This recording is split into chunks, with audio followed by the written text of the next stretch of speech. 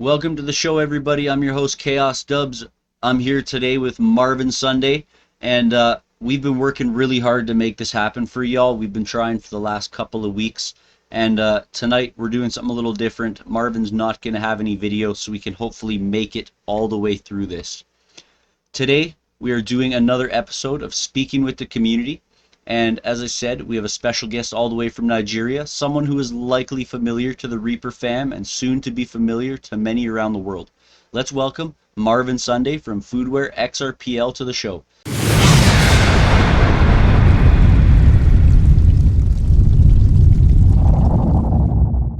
Hey Marvin, thanks for coming on today. It's great to have you. How's Nigeria?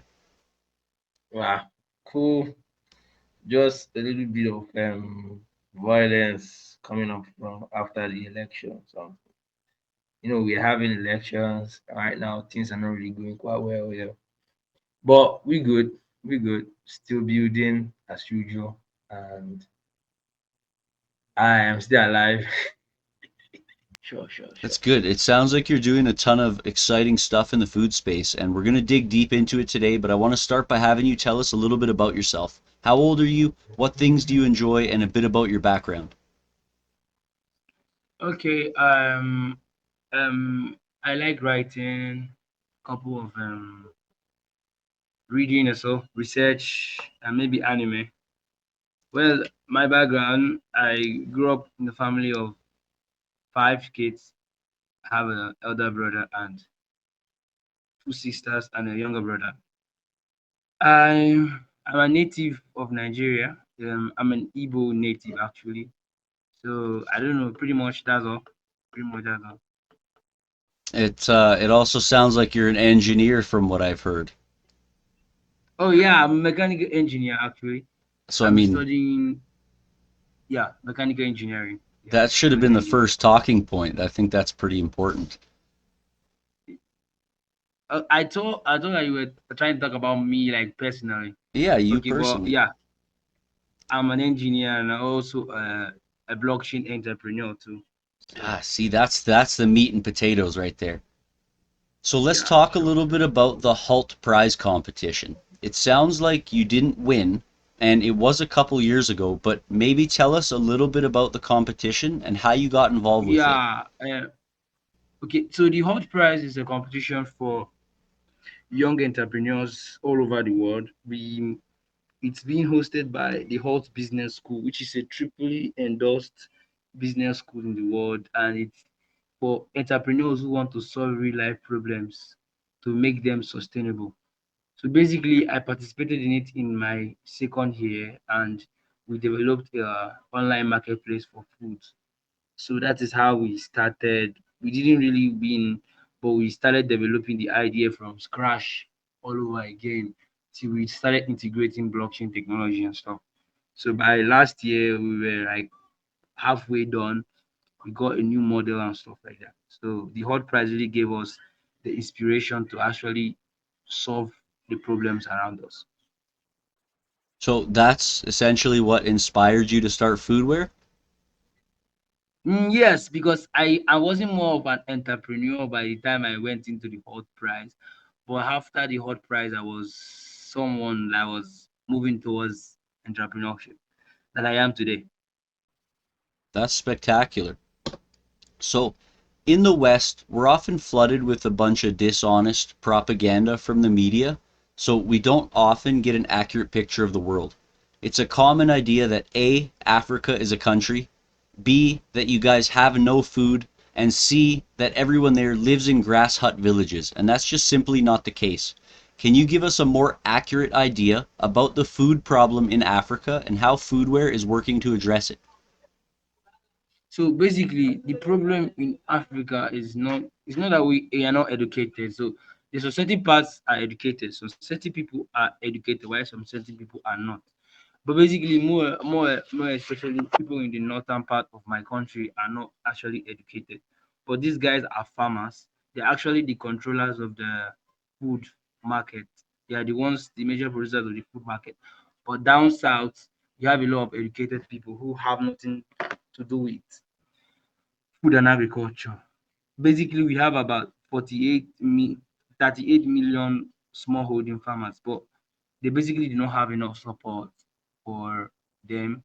And then the same thing goes for a couple of local vendors that sell foods in the marketplace. They don't really have enough knowledge, enough monetary support. So there's a lot of couple of things they do that are not really right. They're not conventional. But this is because they do not have the money, they do not have the knowledge and stuff. So they just tend to do things anyhow. They just tend to grow stuff anyhow and stuff. But we as Foodware, we are trying to like make things easy for the consumers, and then make things easy for them, the farmers and the vendors, and make them like create a kind of a valuable market where everybody could be able to earn from, like in terms of money and value, and then benefit hugely from it. That's what we are trying to create, just to give them more convenience and value. Yeah. And the problem is just that most of them lack value, both in terms of the consumer and on the um the farmers and vendors. Okay. So, what challenges have you faced while building Foodware, and how have you overcome them? So most of my challenges are technology, actually. Technology in the sense that so basically we're using two technologies actually right now. We are trying to use um marketplace technology and then blockchain technology. So us not having enough developers and stuff is also a problem. Then maybe designing, most of the times you need user graphics, but we got a resident designer. We're setting up a development team. So basically just us being able to like sell the idea to selling the idea is something that is not really, we don't have necessarily have all the platform, but we're trying to connect to solve that problem. So we've been connecting with people over and over and over again. So that's our solution. And then for funding, basically most of the funding has been coming from the team members.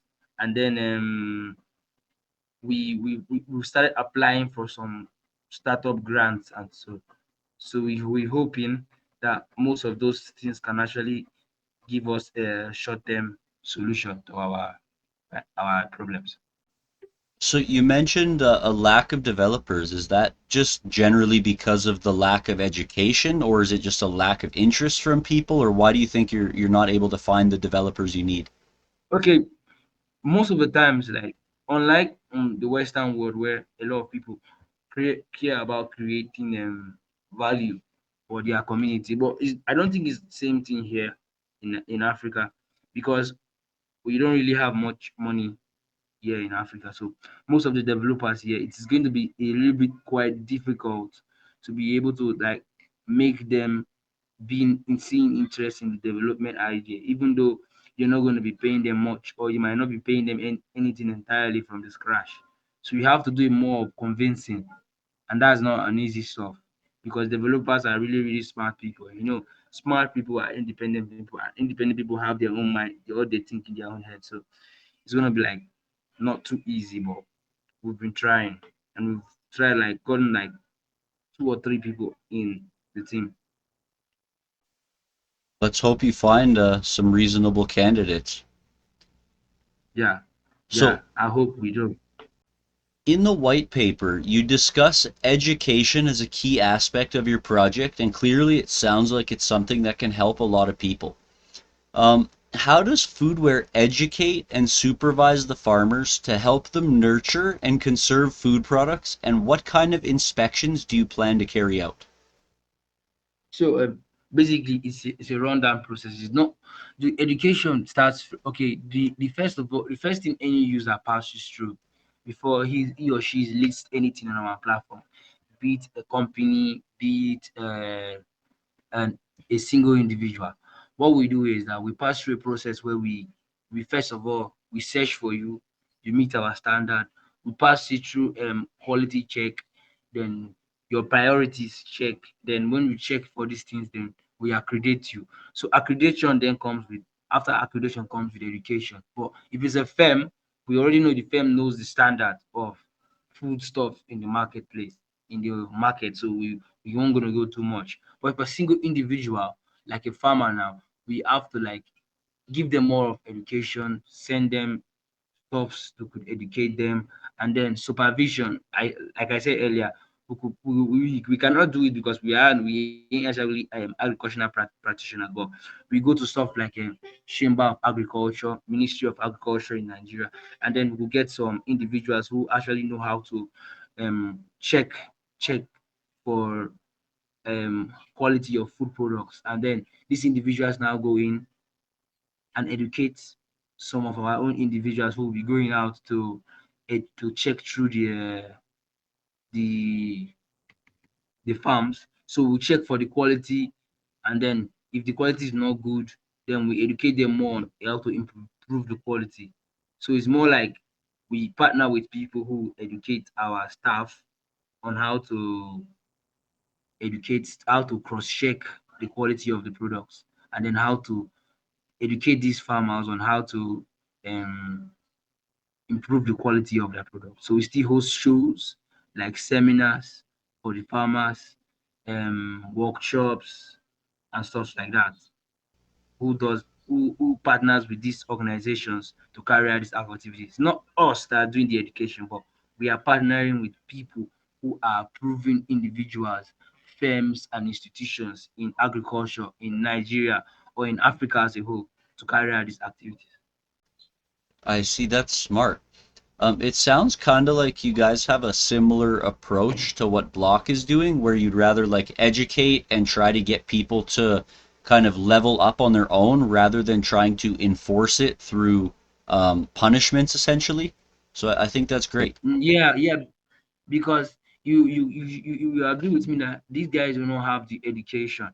So if we're going to be like in using punishment on them, that means we are trying to chase them away. Rather, what we should do is that we should educate them, and then let them to respond to the quality on their own, because hey, this is their market, this is their source of income. Mm-hmm. It won't be nice to like start enforcing our own criteria on them. We have to gradually educate them and transcend them into a more quality system. You get me? 100%. Yeah, sure. So let's talk a bit about sustainability. Sustainability is something we're always trying to achieve as a species, as it is integral to our survival. How does your sustainable network connect farmers and local food consumers, and what role does technology play in this process? So our marketplace makes is okay. Our business goals are just two, basically just value and convenience. So that's why the marketplace is actually split into like two. We have the long-term market, of which I will call food wish list, and then we have the short-term market of which I will call the foodware hub. So now the foodware hub is kind of like a market for local vendors. So if in case you are home, you want to shop for groceries, and then maybe you want to prepare a meal or something, you could seemingly buy food products on our mats. You could seemingly buy the food products on our marketplace, and then send this, and then buy it for the normal price, and then get it delivered to your home. To so then by so doing, you are patronizing local vendors, food companies that are closest to you and stuff like that. And then and, and then when you are done with that, so that's like the first one. The, the next one is the food wish list.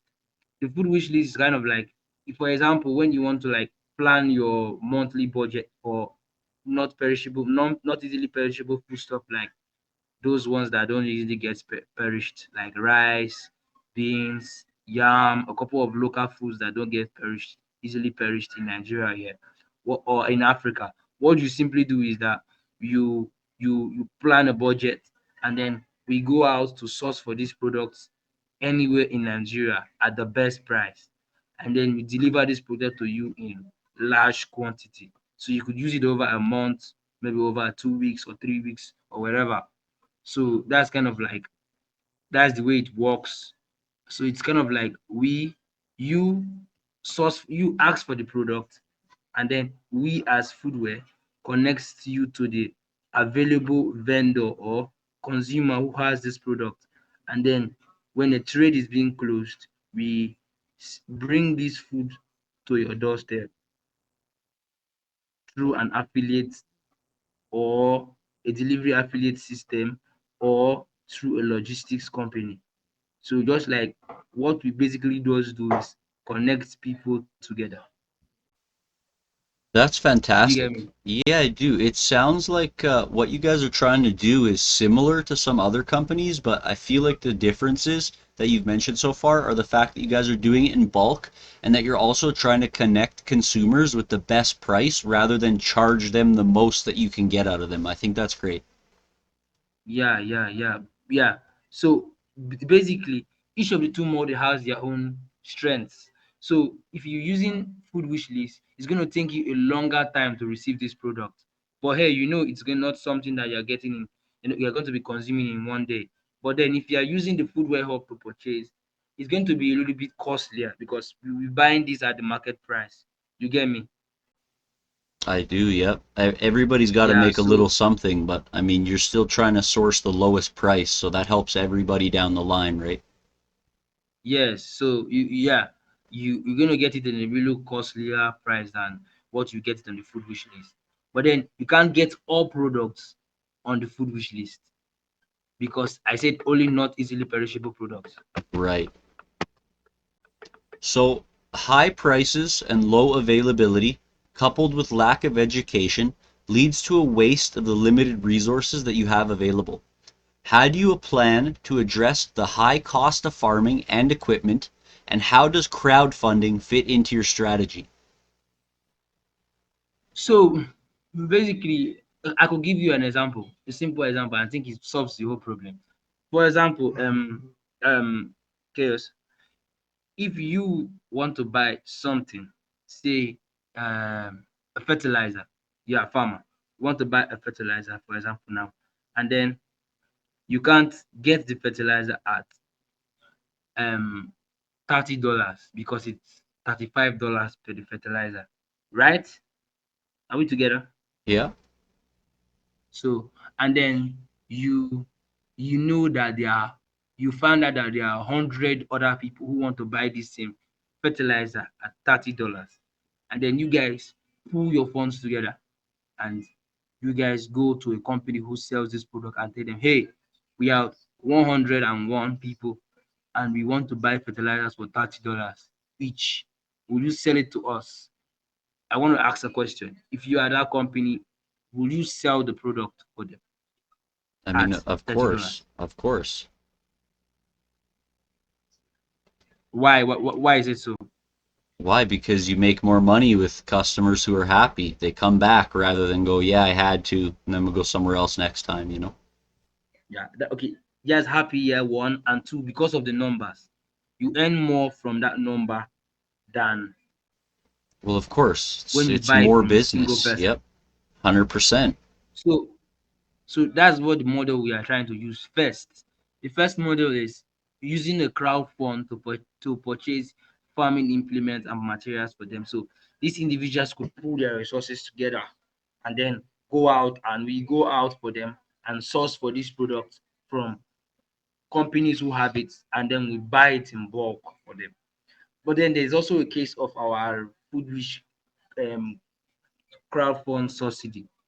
That is kind of like a allocation in our supply of foodware coin where we've kept it for the future. So in case in the future, subsequently, when we started using this model to purchase implements and materials for these farmers, some of the price gets hiked more than our expectation. And we still feel if we do a little bit more on the price reduction, we could achieve more trust and more trust of the consumers on our platform. So we're going to use like a portion of it of that supply fund, liquidate it to kind of like fiat. You get me? Yep, Hello? yep. Okay. So and then liquidate it to kind of like fiat currency, and then add this money to what the farmers gave us, and we use it to purchase the implement or material for them. And when that is done, they still going to receive it at the price we promised them, that which is low, and then they gain more trust on the platform. That's awesome. It sounds like And you get now, like, it's not our money, it's just an allocation that keeps increasing in value based on the amount of users who use the platform. So it's more like them using their own value they are giving to get more value. it sounds like them using you to help themselves, really. Yeah, So that's sure. great. What like that's awesome, man. It's very similar to how a lot of these XRPL projects related to Reaper are working, you know. One of them being Yeah, Treasury. so Let's talk a little bit about this. So, something super exciting for you is actually being part of Treasury's venture funding round. Congratulations on that. Can you tell us more about it and how, if you win, will it help your business help more people? okay, you mean winning the venture? Okay, basically we will partner in, like, we will fish on the next round, possibly. I don't know, depending on what Treasury thinks. So if we win, kind of like win the Treasury venture round, you could be able to like get some funding to set up some basic stuff that we need on our platform. Like, we could set up some stuffs around that we could help us to, like, a little bit of development, get some tools online, get some branding going on, get some merches going on, get some marketing going on here, and then get some videography for testimonies for consumers and stuff. A lot of things. So all these are kind of like expensive. So, but the funding we'll get from Treasury away is going to help us to push a little bit further. You know, we are kind of like a startup, and so, and it is self-funded. Receiving the money is going to help us a lot in moving forward with our idea. So, what would be the first thing that you do if you do get the funding from Treasury? What would be the first thing you use to spend it on? Okay, if you ask me, I would say marketing. Marketing? Marketing. That's Marketing. pr- Marketing will be the first thing. probably a good Yeah. choice. Probably a good choice. We all know the benefits of crypto in general, I imagine, especially XRPL. But can you discuss the benefits of using XRP, Bitcoin, and other cryptocurrencies in your digital built-in wallet? And how does this help the end user and the farmers? So basically, we have about 38 million crypto users in Africa from my last time I checked. And about That's like the 40% of this, population of Canada. That's crazy. like, and from my country has like 40% of that. So in the world, we are the highest crypto users, country that has the fifth highest crypto users. So basically, there's disenfranchisement in the sense that these guys have to convert their money to their cryptocurrencies to fiat, which is quite not stable. It's a process that is not stable. But what I'm asking is, can there be a process where these guys can actually pay for food stuff with their cryptocurrencies directly? Would it be fun? Would it be easy? Would it be nice for them? Like, that's the question I was asking myself. If I could buy with my USD, maybe my USDT, Ethereum, or Bitcoin, or XRP, or whatever, would it be easier for me? Would it be less stressful? What do you think? I mean, we need to hit a certain point of mass adoption before I think it becomes, as you said, less stressful. Because when I was talking to JTXRP a couple weeks ago, as he was mentioning, like when many of us were early in the crypto space, the first time you send a Bitcoin or Ethereum transaction, you think you lost the money. You're like, oh my God, something went wrong. Um, Okay.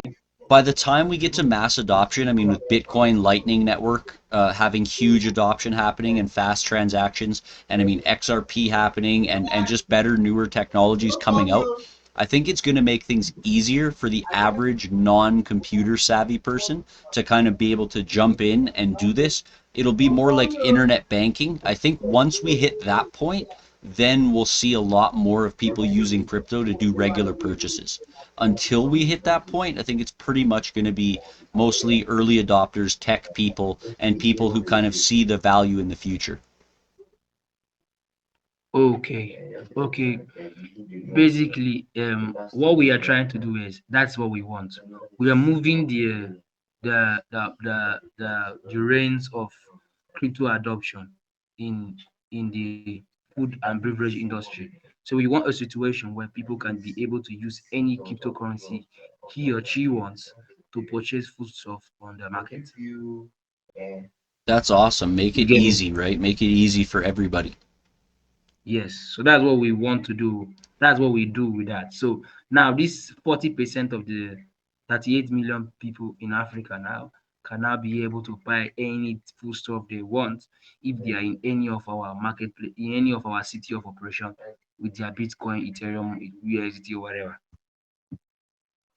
Kind of a bit off topic, but sort of related to that. It sounds like a lot of people in Nigeria are actually moving their money into the e-naira because right now that's kind of the safest bet from what I'm hearing, and things are just kind of crazy there. I know we were talking before, and you were mentioning that it's kind of a lot of turmoil and drama happening in the country with your government. So I mean that all kind of ties together, I think.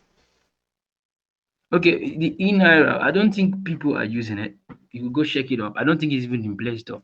The e-naira is didn't actually work out Oh, because really? people didn't really like the idea because they were like, see, we are passing through economic situations and then this e-naira, how are we sure it's sustainable?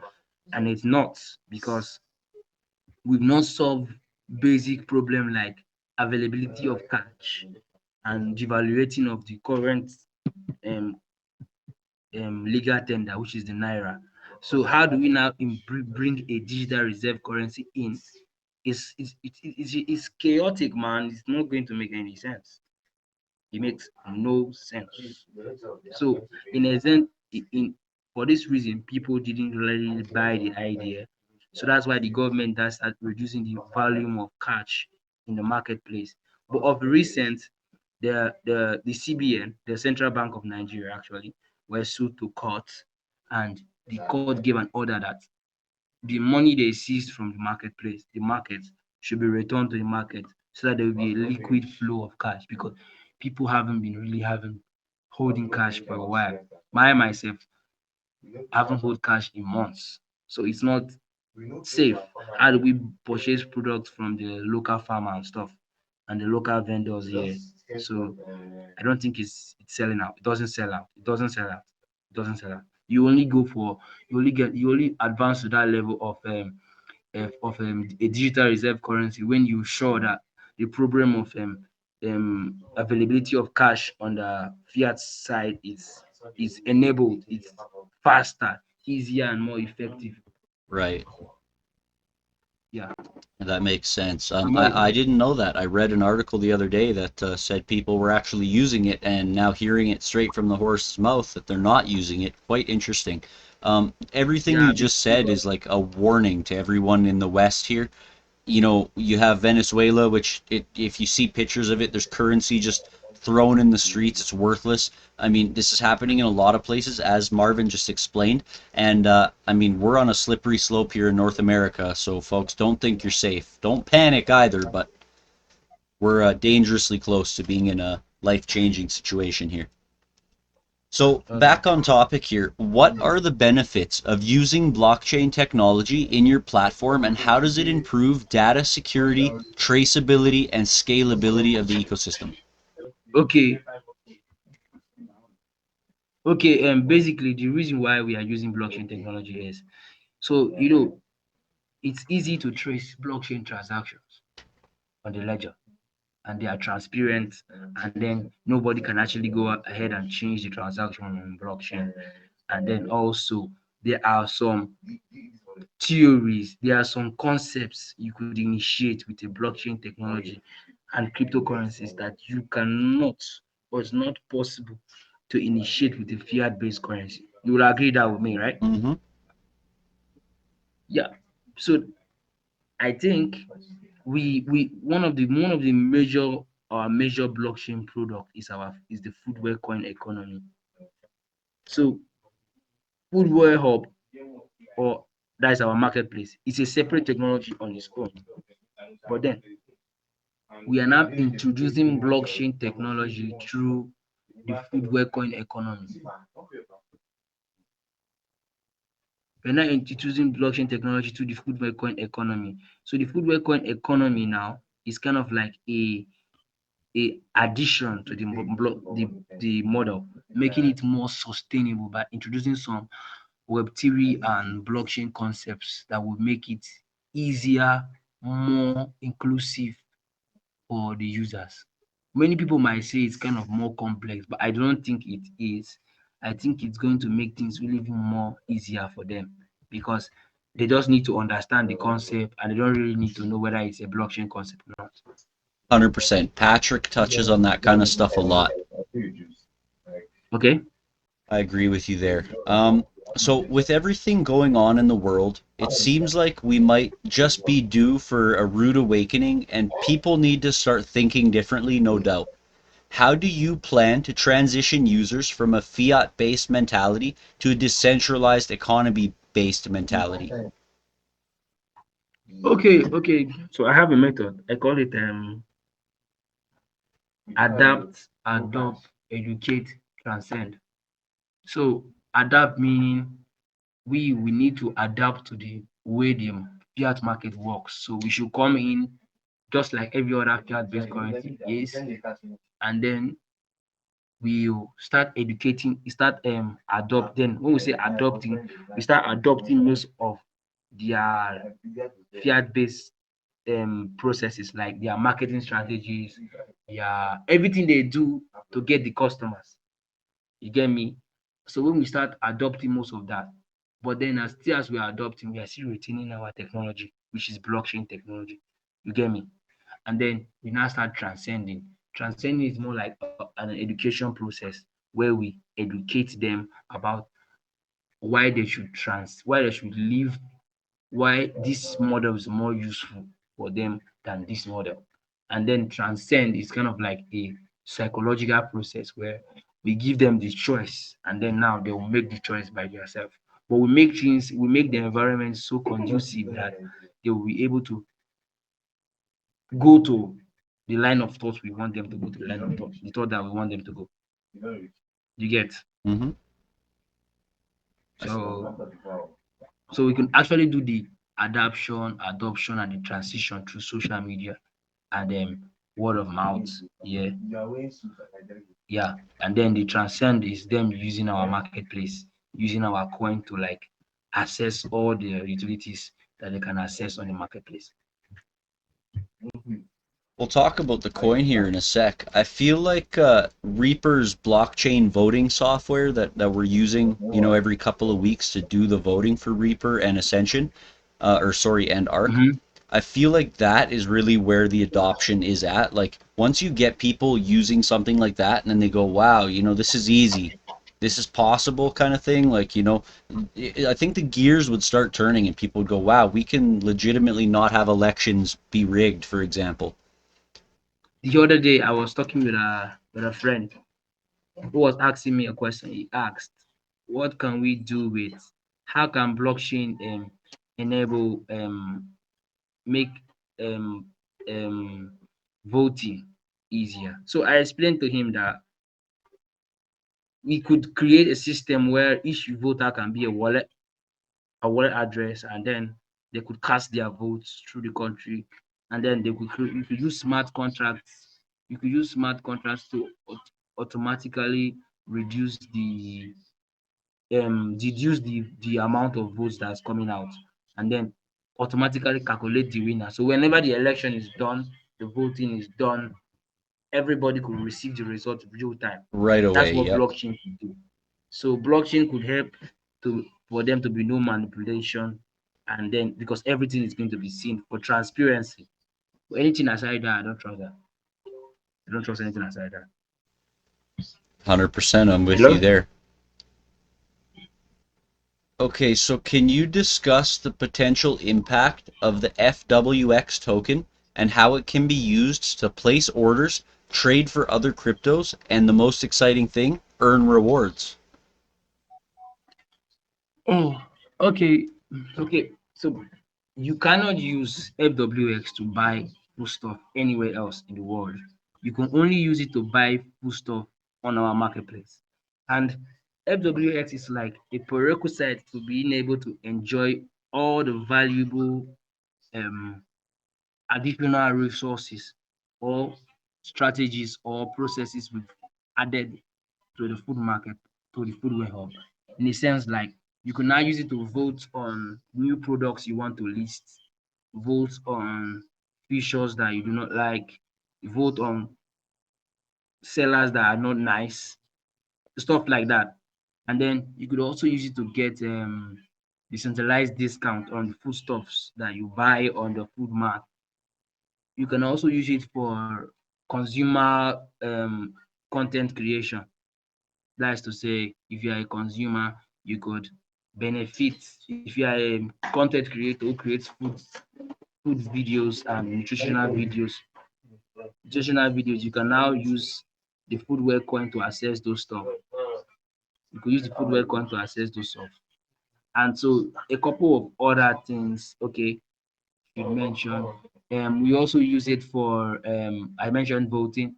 You could also use it for passive income. So you could stake it on the you could hold it, stake it on the marketplace, and then earn value or income over time. You could also do it on the blockchain. So it's kind of like a two-way. So it helps. It's going to help a lot. So when we're now talking about on the chain, you could use it to vote. You could use it for passive income. You could use it for the foodware coin economy. Okay, foodware coin economy is kind of like another something we're going to talk about and explain how it's going to work for guys who are going to be using the coin on the chain. We want the coin to be like have double relevance, not only on the marketplace but also on the chain.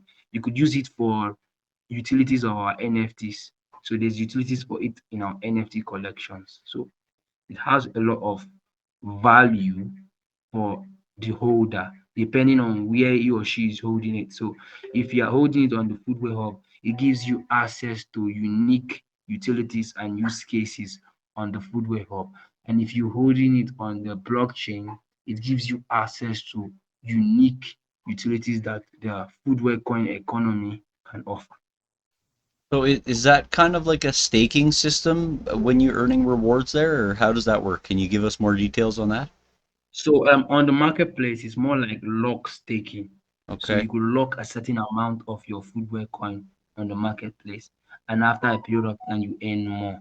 But on the blockchain hub, since um, XRPL people don't really like lock staking, or do we do that? Do we love that? We don't. So it's going to be like more of like a soft staking where you have to hold a certain amount for a period of time, and then you will now earn interest over that period of time, like a daily drop. gotcha. Okay. So we'll change lanes here a little bit. In doing my research, and we kind of touched on this earlier, but I saw you had some information regarding Nigeria having the highest rate of crypto adoption over many other countries, including Canada and the US. So how do Yeah. you see the blockchain industry developing in Nigeria in the next few years, and what opportunities do you see for growth in specific sectors? Okay, basically, the only issue I'm having is with the banks. The banks in Nigeria are not really happy with I'm not really happy with with cryptocurrency actually. They are not so happy. So the Central Bank of Nigeria actually banned a couple refused direct fiat conversion to cryptocurrencies through banking system. So most right now, what we normally do is either you convert cash to cryptocurrencies via um, financial fintech companies, or you convert fiat to cryptocurrencies through kind of like a peer-to-peer system where most exchanges, centralized exchanges, stand at the escrow between the two people. So that's the methods we use here. But despite that, we're still growing. A couple of blockchain-based projects are coming up. We have a couple of them, but I don't know any for XRPL for now. But I know most for blockchains like Algorand, Ethereum, BSC, and the rest. So a lot of people are building blockchain projects, whether it's gaming, whether it's gaming, whether it's DeFi, whether it's real life. We even have one right now, SafeFi, a crypto company building on Agora blockchain known as CryptoSmart. They are kind of like an asset management company, and the person who is building the company is kind of like my mentor. She actually, she's like my mentor who's teaching me, who's giving me advice on building a sustainable blockchain project. So she's building a saving protocol where users can now use crypto and save and earn value from the crypto without having access to the volatility of the market. Very cool. Yeah, sure. We have a lot of smart people here on blockchain, and a couple of them are doing smart things, and they're you trying to use blockchain technology to solve our daily life problems as Nigerians. Hey, why not? I mean, if we can, why shouldn't the people have the power to make a difference in our own lives, you know? Yeah, sure. That's one of the reasons why I got super stoked about building Foodware more and using blockchain technology concepts.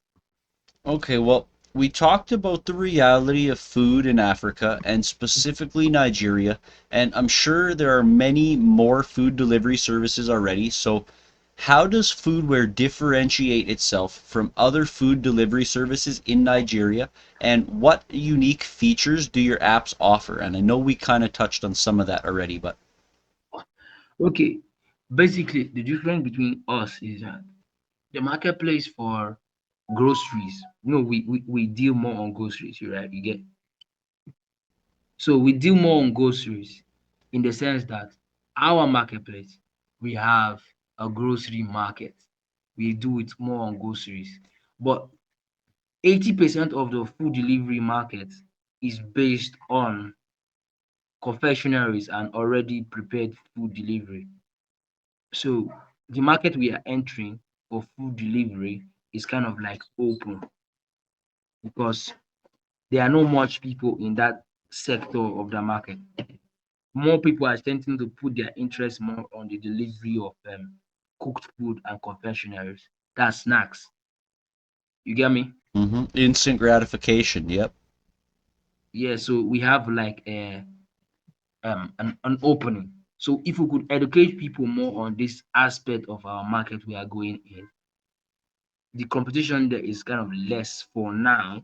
But I guess if we get into the market, the competition is going to increase. And basically, we're going to be drawing more value from the instant gratification part of the food delivery market into our own sector of the market. You get me? Smart. So that's one. You found a And then gap in we the also market and you're deal, filling it. yeah, so we're also going to be opening up, we're going to be working with the local commodity market, which is kind of rich. It's worth about $64 billion in Nigeria, like the last annual revenue it generated. So Wow. it's kind of a big market. Foodware alone cannot satisfy the entire distance, but we're going to be partnering with few people across it to actually generate value for our people, for our consumers. So it's more like those are the two markets we'll be entering: the food market, connecting the food market to delivery market to the consumer. Wicked. So, can you share with us any success stories or examples of how Foodware has already made a positive impact on farmers and local food consumers in Nigeria? Oh, basically, we do not have any props for now because we are still Still bringing early? up people. Yeah, we're still early. We're still like listing people, getting some strategies and marketing stuffs set. But I like I said, I was saying something online. I was saying most of our limitations now is regulations. Now, most we can't actually start working when we've not really done with our incorporation process and signing the also from license and stuff. So those licenses is going to give us the ability to operate as a standard company. You get me? Mm-hmm. So the first step is getting the company incorporated. So, but then I assure that once that available, you guys going to be seeing a lot of testimonies on our YouTube and a lot of testimonies on our websites. So you're going to be meeting these people. We're going to be meeting these people and having interviews with them and them telling us how we've impacted on their business marketplace. Fantastic.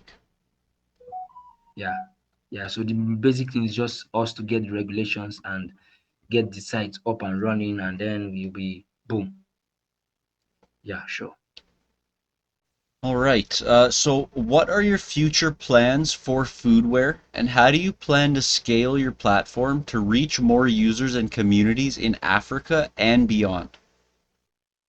Oh, so basically, I said the platform is kind of like a dual community platform. So what we want to do is we don't want to be so focused on one thing and one thing is left behind. So I will just give you a hint. So in the foodware coin economy, we will develop a decentralized autonomous organization for the on-chain users called Foodware Foundation. So Foodware Foundation will have its own head, its own governing council, and the governing council will now be running everything that has to do with Foodware coin economy on the XRPL, leaving us, the team of Foodware XRPL, to be able to carry the real life utility of the platform. You get me? Mm-hmm. And then, so we now, please can you remind me the question? I kind of like Yeah, sure, something sure. just clicked. So, the Yeah. future plans for Foodware and how you plan to Okay. Yeah. scale. Yeah. Yeah. So, Foodware coin economy now will be in scaling the utilities and use case of our products, our blockchain products, the tokens, the NFTs, how we make them have more adoptants and more use cases. So the Foodware Foundation will be the one doing that. Then we have an expansion protocol where we go to the smallest available ecosystem and expand from that ecosystem. For example, we've detected that students across Nigeria have more of issues of food accessibility. The prices are high, so we could go to a university within a city of operation, get the consumer community there and offer them our services. When we expand for a certain period of time, we now expand to the whole city.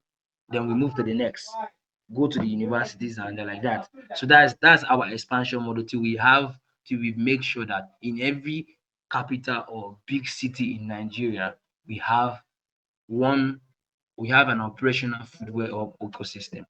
Then we move to the next country or to multiple countries in Africa. So in Africa, we have a choice either going there and operating as a business ourselves or using licensing and royalty. So we somebody who wants to perform being a foodware hub in that country could come up and ask us for criteria where they can establish. So we give them a protocol, a structure they should erect.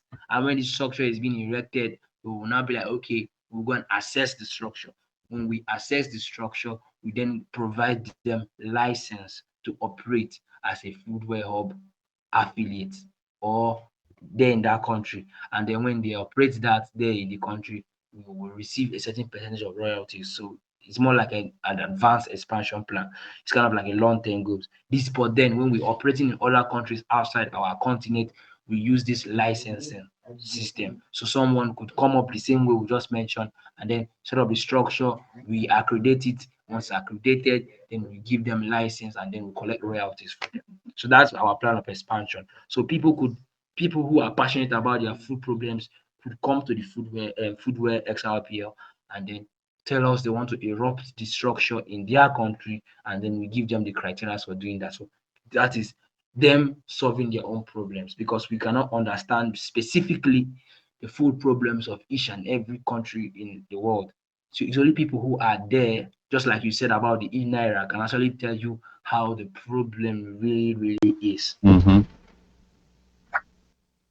That's fair. I like that. That's good. Yeah, I sure. like your plan, man. You're really ambitious and aggressive about the way you do things, and that's good in business, man. I'll tell you. You gotta, like I told Patrick recently, you gotta go out there and you gotta just take it, you know? Yeah, yeah, sure. You have to take it, because if you don't, they'll also take it from you. So That's right. 100%. Yeah, vultures, I'll tell you what. yeah, it's kind of like a cold war out there. So you need to be strong. You need to be more hardened, and more have a strong perspective and a strong personality to be able to like push sustainable on and cutting edge ideas. Because if you do not have that, people can easily persuade you out of it and take your idea from you. So it's not easy. You have to be strong actually. You have to go out, stand in the forefront, be ready to take the failures and the success. So it's just about basically learning from mistakes and understanding what causes your success. That's all. There's nothing more, nothing less. You're wise beyond your years. La la la la la la. La. So So, there's before we end this off, I want you to share some expertise from your adventures. What advice would you give to aspiring entrepreneurs in Nigeria and other parts of Africa who want to make a difference in their communities? okay. My advice is, we all know in Africa that okay, hey guys, you all know that in Africa it's not quite easy to be a young man who has a sustainable ideology in mind. What you need is you need education. Most importantly, you need to educate yourself. Educate yourself not basically academically, financially, and creative like your creativity. You should also indicate yourself in getting more skills. So like me, I'm more educating myself more on investment, strategy, and business management. So, because that's my strength, try to use your education to empower your strength. Then don't behave like everybody else. Read books that motivate your spirit. Most importantly, read books that give you more education about what you know, what you don't know, and empowering what you already know. Like for me, I kind of like reading books about businesses that are successful, business structure. I go up on research about a lot of businesses and try to see what how their structure looks like break it up, understand how the whole ecosystem works. So it's that connect with people of like minds. Very, very important. When you connect with people that are like minded like you, just like I said, I have connected with the CEO of the Safe Fi company. She gave me a lot of advice. So you cannot be an island of yourself. I've connected with a couple of principals in the XRPL, but I don't want to mention. They also gave me a little bit of advice on my own project too. So it's connection, education, motivation, and most especially I'm a Christian God. So if you could do those stuff, I think you'll be okay. Then have a clear vision of what you want and be sure it's statistically backed, and then you know there's a real problem. Yeah, sure. I like that. That's some great advice. I'm all about that. Like, if there's a problem, there has to be data to support it, because that's how you find the solution, right? Look at the data, Yeah, what data can be changed or edited to get the result you want, and then how to implement that change using real world tactics, essentially.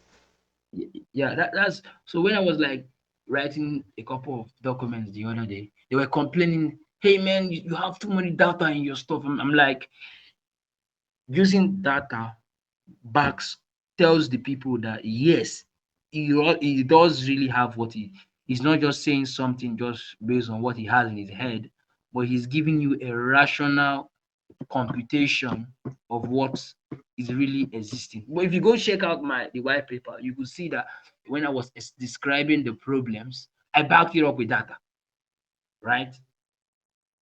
Yes, I did that. Yep. I told you the average life expectancy for an average Nigeria is around 58 years, and then that of the world is 72 years. And if you go check that online, you see that that's the exact same data that is existing.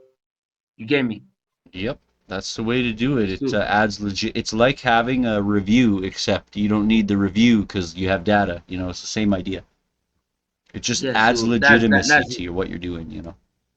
Yes. So when you have data, it shows that your idea is both coming from a passionate and a rational point of view. You are passionate about something, but you're also rational about this problem. Is it really, really existing? Data will now tell you, yes, it does exist. There are 38 million smallholding farmers in Nigeria, and that do not have support. Most companies haven't been able to like solve up to the problems of about 10%. So there are still 90% of that 38 million smallholding farmers in Africa who still do not have the support they need. And it sounds like you want to be there to give them the support they need and make a difference in the life of each and every one of them. Yeah, but basically, you won't be able to do it all at once. So you have to be step by step. Of So that's why you course. have to set up something and then make people to believe in that something that you are doing. And then the people start telling more people and more people start joining up. And when more people start joining up, you start giving them the value for all of them. That's how the system becomes sustainable. I think that's some great words to finish on. Marvin, it's been great having you here today, and I really enjoyed learning about foodware, and I think everybody else watching did too. You got a lot of cool stuff going on, and I think this is something that everybody should explore. So what we'll do is we'll drop some links on the screen. We'll leave some links in the description there so people can find you. Where can we find you? Twitter. We can find you on Facebook. We can find you on LinkedIn. We can find you on Telegram. Did I miss anything? Where else can we find you? So basically, you could want to meet up with me, or you could want to join the Foodware network. So I'm gonna share with you, Dubs, Chaos, my link tree. So you guys know that I'm real. I'm existing in Nigeria. I'm not kind of like some weird guy that doesn't exist.